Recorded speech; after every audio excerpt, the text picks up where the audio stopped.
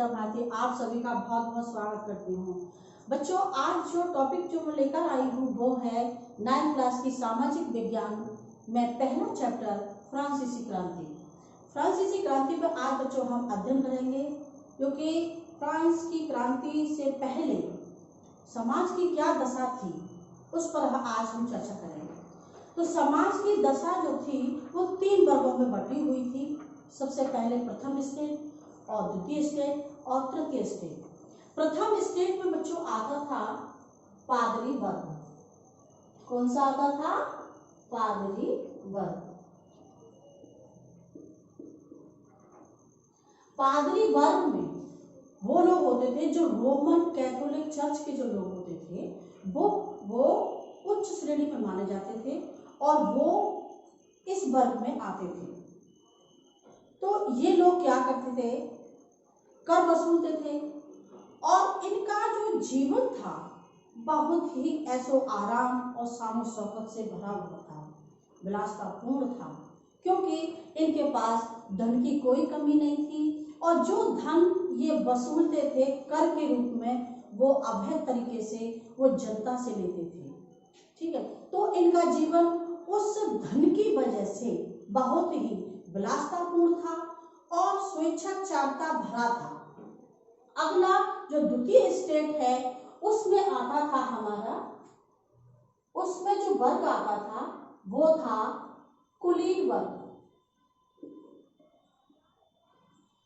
कुलीन वर्ग, इसमें कुलीन वर्ग जो होता था वो कौन थे? वो उच्च सरकारी अधिकारी थे और जमींदार लोग थे। ये लोग क्या करते थे? जो किसान फसल जो पैदा करते हैं ना, उसका आधा हिस्सा हड़प लेते थे कर के रूप में। उनसे ये उनकी आधी फसल को ले लेते थे और इनको भी विशेष अधिकार प्राप्त थे जो इनको थे। जो पादरी वर्ग को विशेष अधिकार प्राप्त थे वैसे ही इनको भी थे, क्योंकि इस वर्ग में, कुलीन वर्ग में उच्च सरकारी अधिकारी आते थे और जमींदार लोग आते थे जिनके पास बहुत सारी जमीन जायदाद होती थी।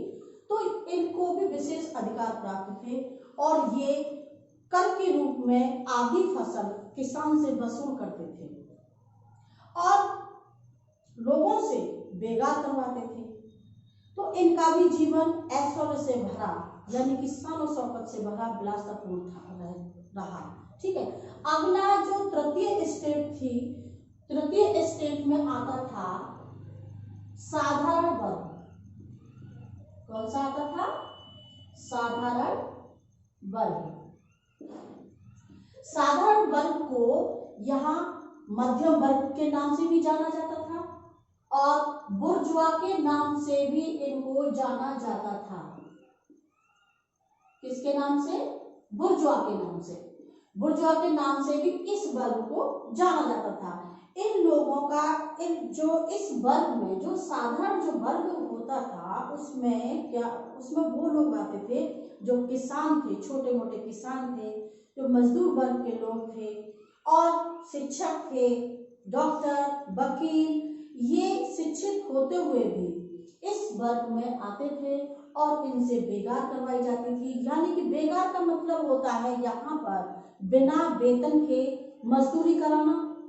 इन लोगों से कर भी वसूला जाता था, इन लोगों से भी कर लिया जाता था, यानी कि टैक्स लिया जाता था और इनसे बेगार करवाई जाती थी। और बेगार के रूप में जैसे कि घर का पर्सनल जो कार्य होता है वो करवाया जाता था। सरकारी कार्य जो होता है जैसे कि सड़कों का निर्माण करवाना, तो उसमें बिना पैसे की मजदूरी करवाते थे। नहीं करते थे तो फिर इनको दंडित किया जाता था, मारा पीटा जाता था, यानी कि अवैध तरीके से इनके साथ व्यवहार जो किया जाता था वो अच्छा व्यवहार नहीं होता था इनके साथ। मजबूरन इनको वो मजदूरी करनी ही पड़ती थी। सैन्य बल के रूप में अगर सेना की जरूरत पड़ती थी तब भी इस वर्ग के लोगों को मतलब लिया जाता था। ठीक है, अब ये था हमारा पूरा फ्रांसीसी क्रांति में जो 1789 में जो क्रांति हुई थी। उससे पहले जो हमारी जो समाज की, इनके फ्रांस में जो समाज की दशा थी वो इस रूप में थी, यानी कि इनको 3 वर्गों में बांट दिया गया था। और जब इनको 3 वर्गों में बांट दिया गया था तो इन लोगों के अंदर रोष पैदा हो गया, यानी कि रोष पैदा हो गया। विद्रोह धीरे धीरे वो बड़ा रूप लेने लग गया कि आखिर हमारे साथ ही ऐसा क्यों होता है। तो वो धीरे धीरे पनपता गया। अच्छा, अब बात आती है कि फ्रांसीसी क्रांति में 14 जुलाई 1789 का क्यों महत्व है। फ्रांस के जो इतिहास में 14 जुलाई 1789 यानी 14 जुलाई का क्यों महत्व है बच्चों। 14 जुलाई का फ्रांस की क्रांति में, फ्रांस के इतिहास में इसलिए महत्व है क्योंकि इस दिन फ्रांस की जो जनता थी, यानी पेरिस की जो भीड़ थी, जनता थी, उन्होंने क्या किया, फ्रांस में एक जो ब्रास्टील का जो दुर्ग था, जिसको किले के नाम से भी जाना जाता है, उसको इन्होंने अपने अधिकार में ले लिया और उसको एक जेल के रूप में प्रयोग करते थे। उसमें राजनीतिक कैदियों को रखा जाता था और उनको बुरी तरह से मारा पीटा जाता था, दंड दिया जाता था और अनियमित कार्य भी करवाए जाते थे। ठीक है, तो इसमें यहाँ पे पेरिस की जो जनता थी इसके विरोध में थी।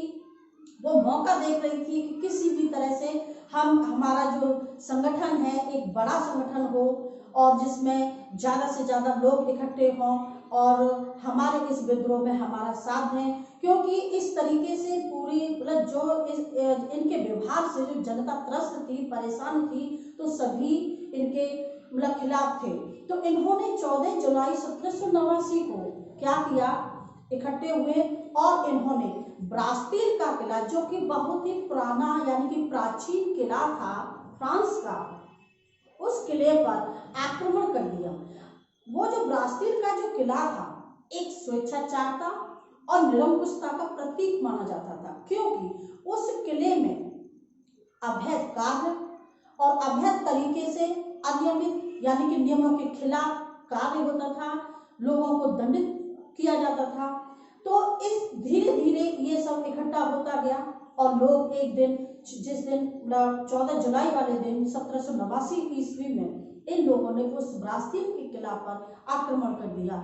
जहां पर आक्रमण जब किया था तो वहां लोकतंत्र की जीत हुई और निरंकुशता की हार हुई और इनका उसमें विद्रोह करने का एक कारण नहीं था। उसमें ये लोग, फ्रांस की जनता चाहती थी चैन अमन की जिंदगी चाहती थी, लेकिन ऐसा हो नहीं पा रहा था। इसलिए इनका वहां पे आक्रमण जो किया था उसमें इनका जो नारा था उसमें वो था स्वतंत्रता का, समानता का और भाईचारा का, यानी कि बंधुत्व का।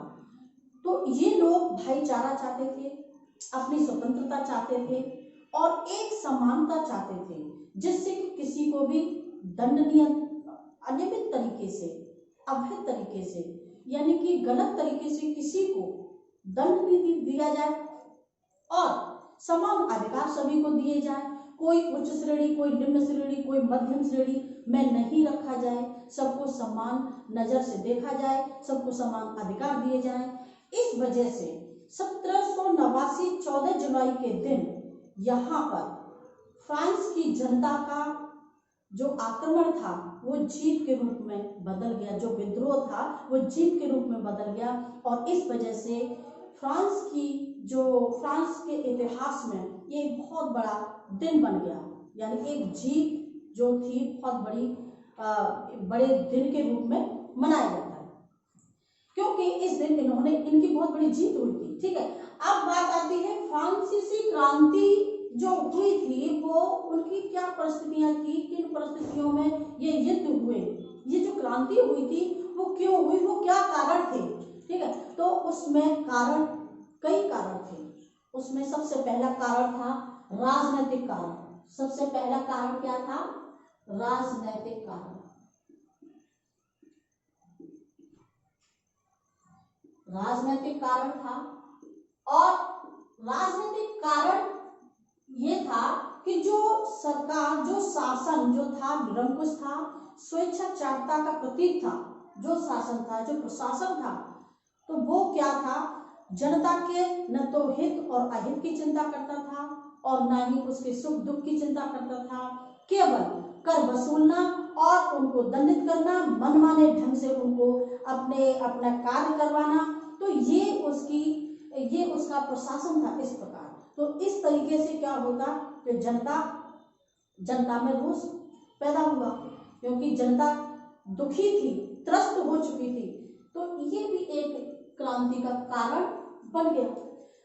अगला कारण था, हम मतलब जो क्रांति का जो अगला कारण था वो था आर्थिक कारण।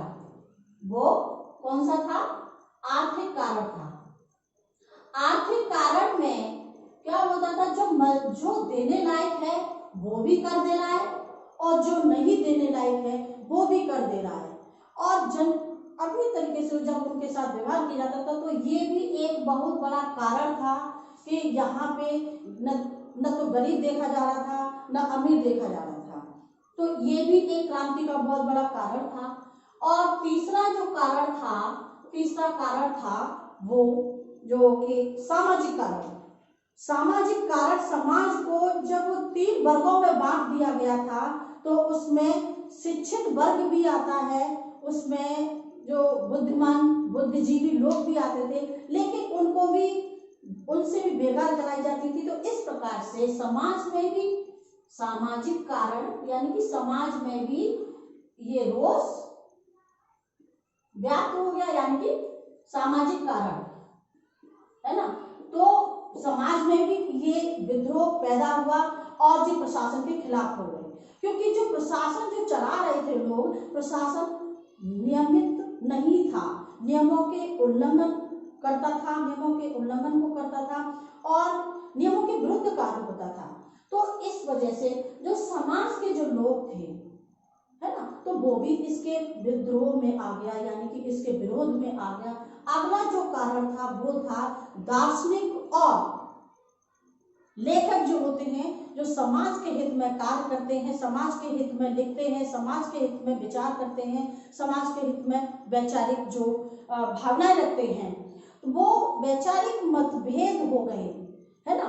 तो उनसे जब मतभेद हो गए कि दार्शनिक और लेखक कुछ चाह रहे हैं, प्रशासन सरकार कुछ और चाह रही है, तो ये जो वर्ग था दार्शनिक और जो लेखक जो वर्ग था वो भी इनके विरोध में आ गया, यानी कि विद्रोह में आ गया।